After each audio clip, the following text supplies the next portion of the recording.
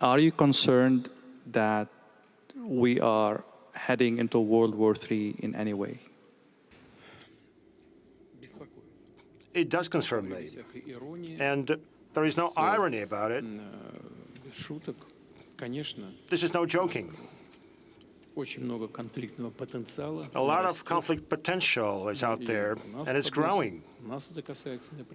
Right next to our borders, there is one conflict that directly affects us. I'm referring to the conflict in Ukraine. Now, see what's happening in the Middle East. And clearly, we're very much concerned with what's happening around nuclear facilities of Iran. We're very much concerned with the possible implications and outcomes. And definitely this requires not only very much attention on our part, but also we need to seek solutions to those situations and peaceful solutions. In Western media, there are reports saying the following, and I leave the opportunity for you to comment on that. Actually, the Iran war is a good thing for Russia. A, oil is up. B, the West has one more problem on its table to take care of. And three, Ukraine is on the back burner. So all the news is on Iran rather than Ukraine. How do you comment on that? And what do you say for those who are saying that Russia is unreliable ally because it did not step up for Iran? Those who promote such narrative about Russia not being a reliable ally are provocateurs. They provoke the situation, and this won't help them. They won't reach their goals. Every conflict is unlike any other conflict just on the surface.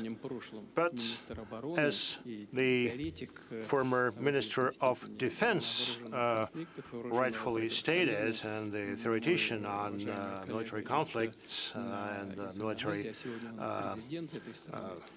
operations, my distinguished colleague, President of Indonesia. By the way, we published his book in Russian on military art. You know, every single country has its own responsibility for what's happening with it. Now, about Russia being reliable or non-reliable as an ally. We've heard that we are supposed to show some solidarity, and this is very true. But each conflict is unique.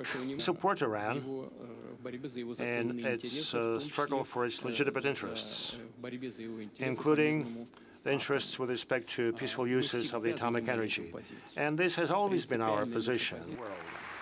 Your army is advancing beyond the 4 areas that are considered Russian by Moscow. So what's your end game? How deep is your army going to go, and for what effect? You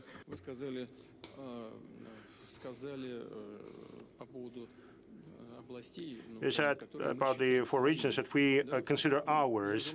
Well, on many occasions I did mention that Russian and Ukrainian peoples are the same people, and in this sense, the entire Ukraine is ours. Мы видим, что сегодняшняя ситуация на Ближнем Востоке, сегодняшняя ситуация, связанная с конфликтом между Ираном и Израилем, привела к определенному росту цен.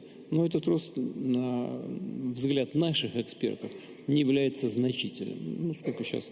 75 долларов за баррель, то есть, а был 65. На $10 вырос и стабилизировался на этом уровне.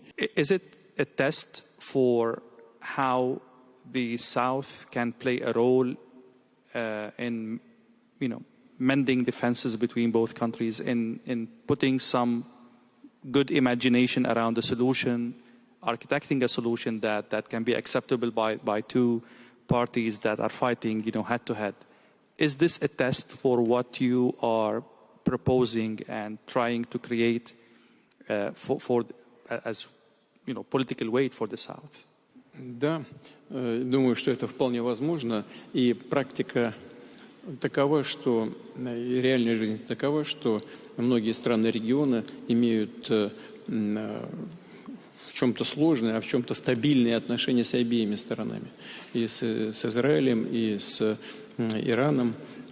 И это дает основания полагать, думать и надеяться на то, что глобальный юг в целом и страны региона в частности могут оказать влияние на этот процесс к тому, чтобы острая фаза конфликта закончилась.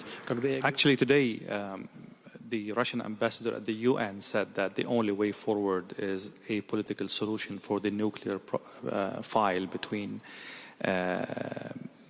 Iran and the Israelis. Is there any, preliminary points about this solution, or we're still too far from that?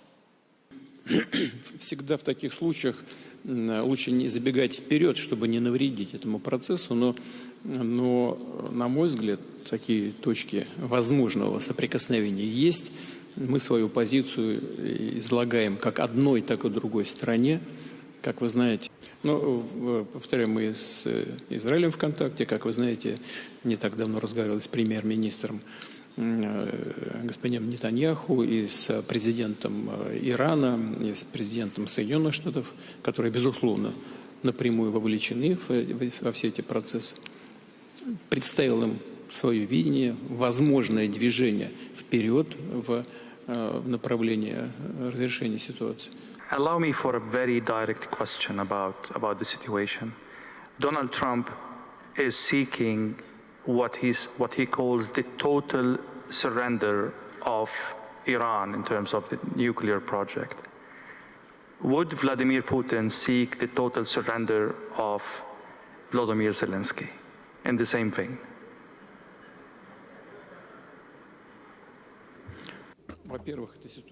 First of all, it's not the same thing. It is a very different situation. And secondly, we are not aiming for unconditional surrender by Ukraine. We insist that Ukraine recognizes realities that we have on the ground.